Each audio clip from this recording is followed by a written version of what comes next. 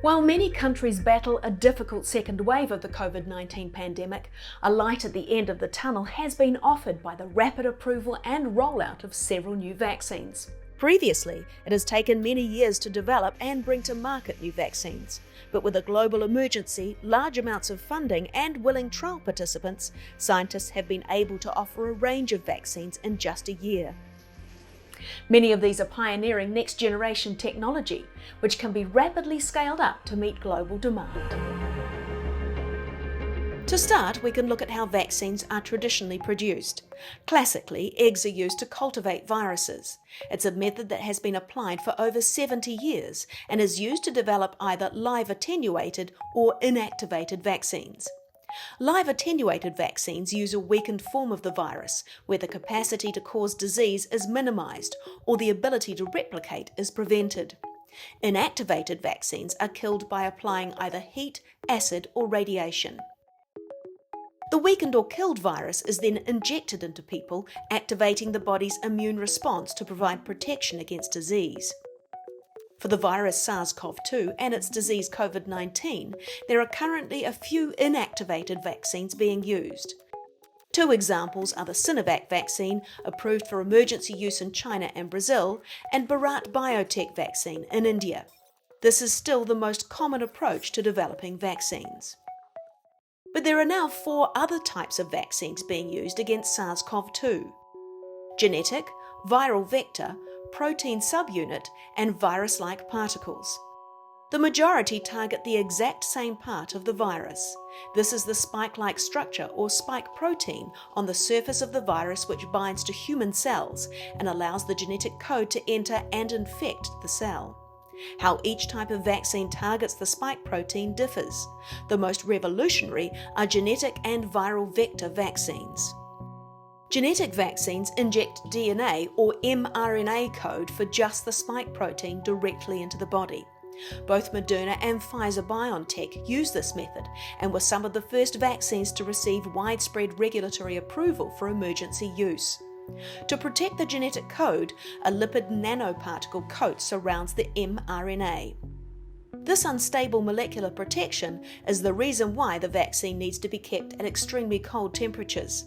After injection, the lipid coat fuses with a cell, allowing the mRNA to enter the cytoplasm and start coding for the spike protein.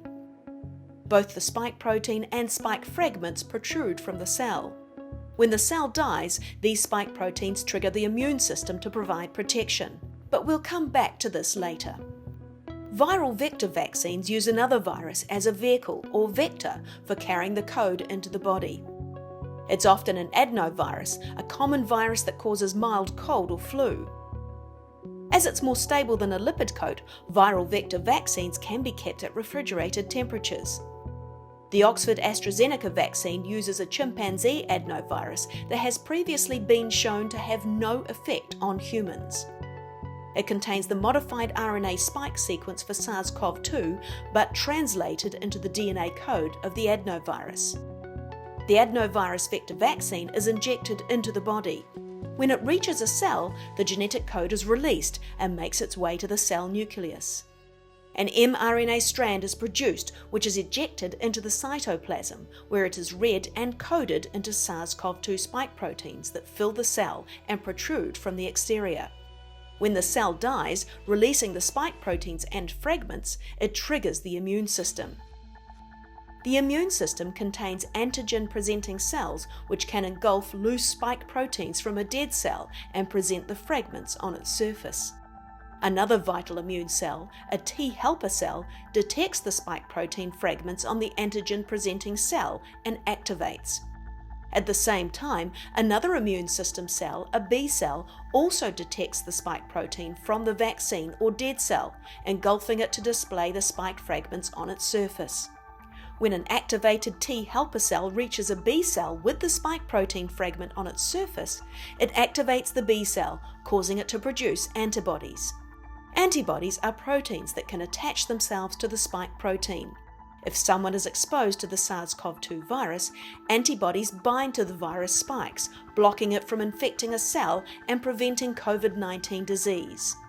It's worth noting that the immune system is a very complex topic, simply expressed here to show how a combination of many cells and systems dictate the strength and length of vaccine protection or immunity. Although they've been in development for decades, this is the first time both viral vector and genetic vaccines have been approved for use in people, and marks a turning point for the future of other new vaccines and treatment options.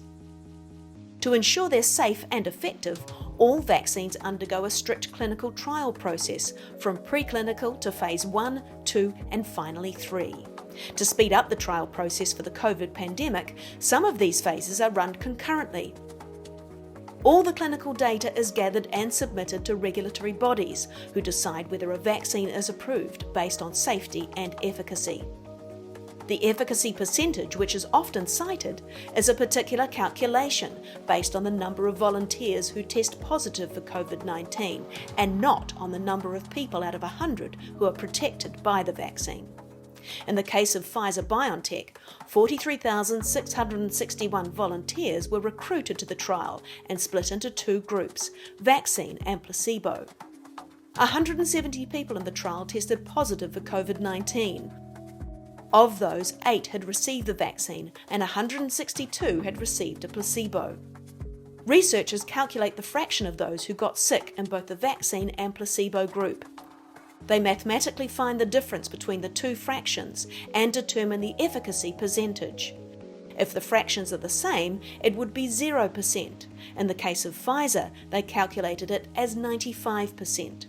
It's a good indication of how well a vaccine works, but not that 95 out of 100 people are protected. Real-world effectiveness, complicated by many factors, can be very different. It's not always the first vaccines to market that are the best.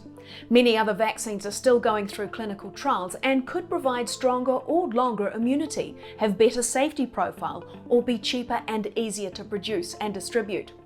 There are 2 other types of vaccines not yet discussed that are in clinical trials for SARS-CoV-2, virus-like particles and protein subunits.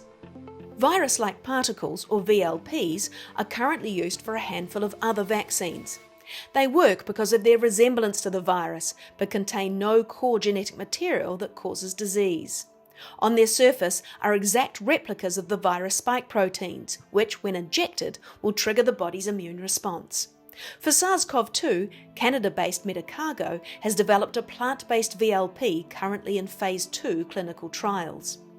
Protein subunit vaccines are already used for a few viruses, such as the human papillomavirus, or HPV, where some strains can cause cervical cancer. The spike proteins of the virus are grown and harvested. These can either be injected or constructed into nanoparticles and given as a vaccine. For SARS-CoV-2, Maryland-based Novavax has developed a nanoparticle protein subunit vaccine that is currently in phase 3 clinical trials. The speed at which these vaccines have not only been developed and approved, but also produced on a massive scale is a remarkable feat of science. As the pandemic shifts gear with the arrival of new variants, there is some concern that this could impact the effectiveness of vaccines. But there is hope. These new vaccine methods are based around the genomic sequencing of the virus, utilizing its genetic code to produce the spike protein.